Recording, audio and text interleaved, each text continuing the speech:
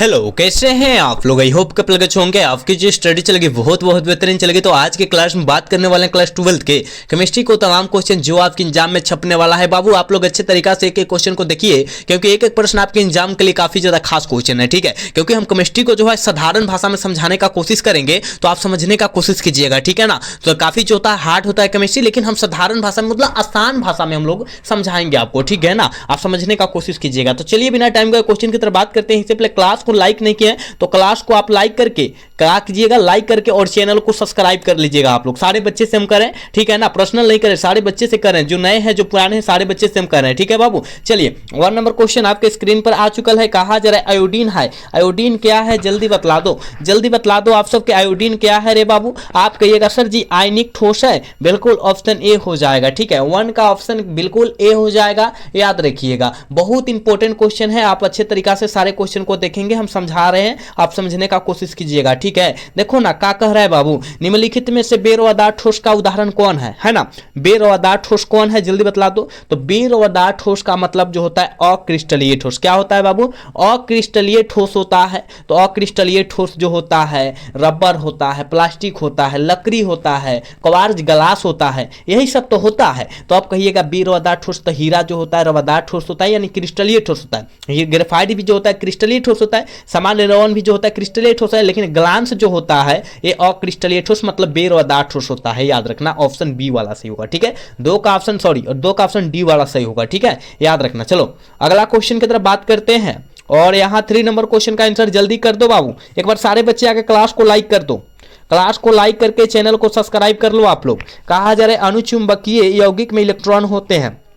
अनुचुंबकीय यौगिक में इलेक्ट्रॉन क्या होते हैं। आप कहिएगा सर जी अयुग्मित होते हैं, ठीक है ना, अयुग्मित होते हैं, बिल्कुल ऑप्शन बी हो जाएगा 3 का, याद रखिए। चलिए अगला क्वेश्चन 4 नंबर क्वेश्चन में कहा जा रहा है फ्रेंकल तथा सटकी दोष होते हैं। फ्रेंकल तथा सटकी दोष क्या होते हैं जल्दी बतला दो। कहिएगा फ्रेंकल तथा सटकी दोष जो होते हैं क्रिस्टलीय दोष होते हैं, बिल्कुल ऑप्शन बी हो जाएगा 4 का, याद रखिएगा, ठीक है ना। याद रखने का कोशिश करेंगे, याद रखिएगा ये सारा जो क्वेश्चन है ना आपके एग्जाम से पूरा रिलेटेड है, तो आप कोशिश कीजिएगा सारे क्वेश्चन को याद रखने के लिए। कहा जा रहा है सांद्रण इकाई जो ताप से स्वतंत्र होता है। सांद्रण इकाई जो ताप से स्वतंत्र होता है उसे हम लोग क्या कहते हैं, उसे हम मोलरता कहते हैं, बिल्कुल ऑप्शन बी हो जाएगा। 15 का ऑप्शन सॉरी 5 का ऑप्शन बी होगा, याद रखना, ठीक है। चलो अगला क्वेश्चन बाबू, यहां जो है 16 नंबर क्वेश्चन में कहा जा रहा है निम्नलिखित में से कौन विलयन का अनुसंग गुणधर्म नहीं है। कौन जो है विलयन का अनुसंग गुणधर्म का उदाहरण नहीं है, जल्दी बतला दो, जल्दी बतला दो क्या हो जाएगा,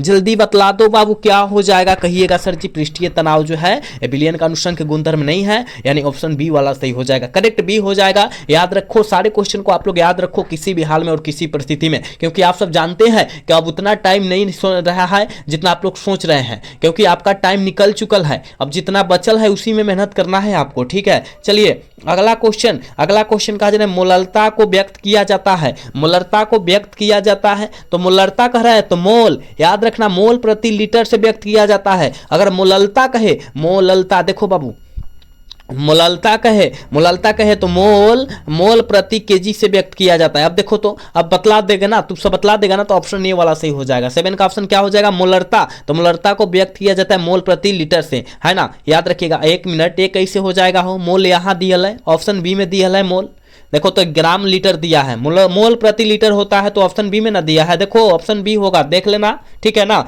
अगर मोलरता पूछेगा तब हम लोग मारेंगे मोल प्रति केजी मारेंगे, समझ रहे हो बात को। चलो यहाँ जो है 8 नंबर क्वेश्चन में कहा जा रहा है कि संपरासरणी विलयन में समान होता है। संपरासरणी विलयन में क्या समान होता है, आप कहिएगा सर जी मोलर सांद्रता से समान होता है, बिल्कुल ऑप्शन ए हो जाएगा, ठीक है। चलिए यहाँ जो है 9 नंबर क्वेश्चन में कहा जा रहा है निम्नलिखित में से कहा जा रहा है एक आयनिक यौगिक है। कौन जो है आयनिक यौगिक है, आप कहिएगा सोडियम नाइट्रेट जो होता है आयनिक यौगिक का उदाहरण होता है। अब पूछेगा सोडियम नाइट्रेट का सूत्र क्या होता है, NaNO3 होता है। सोडियम नाइट्रेट का सूत्र जो होता है NaNO3 होता है, बिल्कुल ऑप्शन क्या होगा डी हो जाएगा, ठीक है। चलो अगला क्वेश्चन यहाँ 10 नंबर क्वेश्चन में कहा जा रहा है सेल स्थिरांक इकाई है। सेल स्थिरांक इकाई क्या होता है, मतलब मतलब एसआई मात्रक, यहाँ एसआई मात्रक को जो है केमिस्ट्री में हम लोग इकाई बोलते हैं। तो सेल स्थिरांक की इकाई जो होता है याद रखना सेंटीमीटर इनवर्स होता है, ठीक है। ऑप्शन सी वाला करेक्ट हो जाएगा, 10 का ऑप्शन सी होगा बाबू, याद रखिएगा। चलो यहाँ जो है 11 नंबर क्वेश्चन में कहा जा रहा है ना, कारक जो अभिक्रिया के दर को प्रभावित करता है उसे हम लोग क्या कहते हैं, उसे हम लोग याद रखिएगा ताप कहते हैं, दाब कहते हैं, सांद्रण कहते हैं। कहने का मतलब टेम्परेचर, प्रेशर, कंटिस्टेंट। ऑप्शन जो हो जाएगा डी वाला सही हो जाएगा, ठीक है ना। याद रखने का कोशिश कीजिएगा, ऑल ऑफ दीज हो जाएगा, ठीक है। चलो यहाँ जो है 12 नंबर क्वेश्चन में कहा जा रहा है ना, किसी अभिक्रिया में भाग लेने वाले अणुओं की और परमाणुओं की मूलों की संख्या को हम लोग क्या कहते हैं, मूलों की संख्या को हम लोग क्या कहते हैं, आप कहिएगा सर जी इसे हम लोग अनुकता कहते हैं, अनुसंख्यकता कहते हैं। बिल्कुल ऑप्शन ए हो जाएगा, ठीक है। 12 का ऑप्शन ए हो जाएगा, याद रखिएगा। चलो अगला क्वेश्चन यानी 13 नंबर क्वेश्चन में कहा जा रहा है दूध का एक उदाहरण है। दूध जो होता है इमल्सन का उदाहरण होता है, तो इमल्सन का हिंदी में क्या कहते हैं, पायस कहते हैं। देखो इमल्सन इंग्लिश रूप होता है, हिंदी जो होता है इसका पायस होता है दूध का, ठीक है। याद रखिएगा ऑप्शन बी हो जाएगा 13 का, याद रखने का कोशिश कीजिएगा बाबू आप लोग। हम सारे क्वेश्चन गैस करा रहे हैं तो आप क्वेश्चन को जो है अच्छे तरीका से देखिएगा, ठीक है।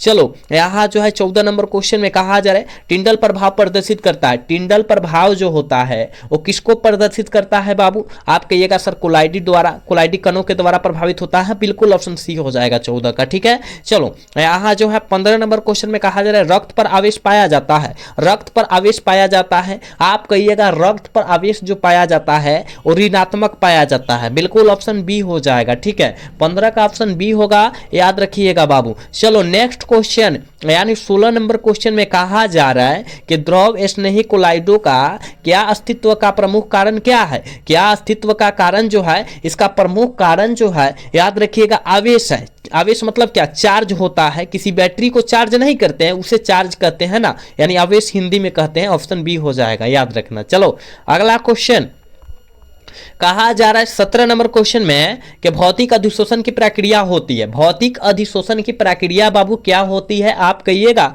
कक्ष ताप पर होती है। बिल्कुल ऑप्शन ए हो जाएगा 17 का, याद रखिएगा, ठीक है। चलो 18 नंबर क्वेश्चन की तरफ बात करते हैं बाबू। कहा जा रहा है ना जो पदार्थ जल का पृष्ठीय तनाव कम कर देता है उसे कहते हैं, उसे हम लोग क्या कहते हैं, पृष्ठीय तनाव को क्या करेगा, कम कर देगा, उसे हम लोग क्या करेंगे, पृष्ठीय सक्रिय कारक कहते हैं। बिल्कुल ऑप्शन डी हो जाएगा, ठीक है ना। याद रखिएगा 18 का ऑप्शन डी हो जाएगा, याद रखना है, कोई भी क्वेश्चन को नहीं छोड़ना है आप सभी को। चलो बाबू अगला क्वेश्चन यानी 19 नंबर क्वेश्चन में कहा जा रहा है ना, कहा जा रहा है वात भट्टी में निम्नलिखित में से किस ऑक्साइड का चयन होता है। किस ऑक्साइड का चयन होता है जल्दी से बतला दो, जल्दी से आप सब बतला दो बाबू। आप कहिएगा आयरन का ऑक्साइड। आयरन मतलब समझते हैं लोहा का ऑक्साइड, हिंदी में हम लोग क्या कहते हैं, लोहा, है ना। ईरोन देखो, है ना, याद रखना है सारे क्वेश्चन को। ऑप्शन ए होगा रे बाबू। चलो एक बार सारे बच्चे सबसे पहले क्लास को लाइक करो। इतना बच्चा देख रहा है, क्लास को लाइक नहीं कर रहा है, क्लास को लाइक करो और चैनल को सब्सक्राइब करो आप सब, ठीक है ना।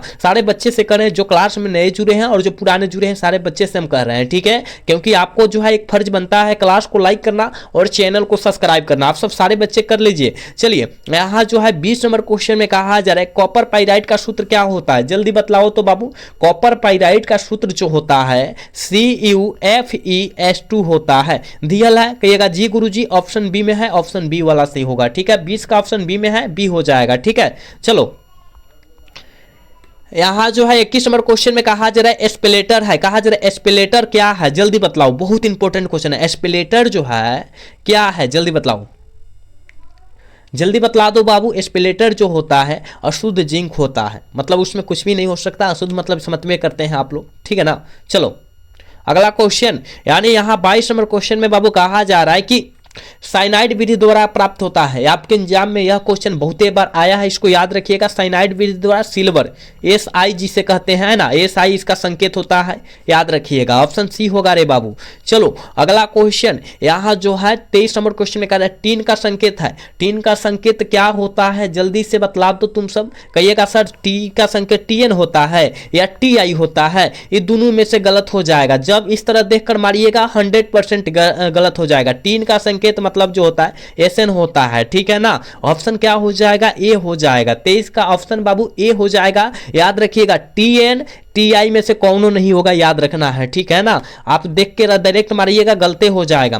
कहा जा रहा है कि कहा जाए कि NaOH का एक है, NaOH जो होता है क्या होता है, सोडियम हाइड्रोक्साइड जो होता है वो क्या होता है, लवण होता है, क्षार होता है, क्या होता है, जल्दी बतलाओ ना। आप कहिएगा सर जी हमको पता है ये क्या होता है, क्षार होता है, और क्षार को ही भस्म बोलते हैं, क्या बोलते हैं, भस्म बोलते हैं, ठीक है ना, याद रखिएगा। ऑप्शन बी हो जाएगा रे बाबू। चलो नेक्स्ट क्वेश्चन की तरफ बात करते हैं, और यहाँ जो है 25 नंबर क्वेश्चन में कहा जा रहा है बल्ब में भरने वाला उत्कृष्ट गैस कौन है। जो बल्ब बढ़ता है देखिएगा उसमें कोई ना कोई गैस भरा रहता है, तभी जो होता है भरता है। अगर उसका जो होता है शीशा फूट जाए तो हो सकता है नहीं बढ़ेगा।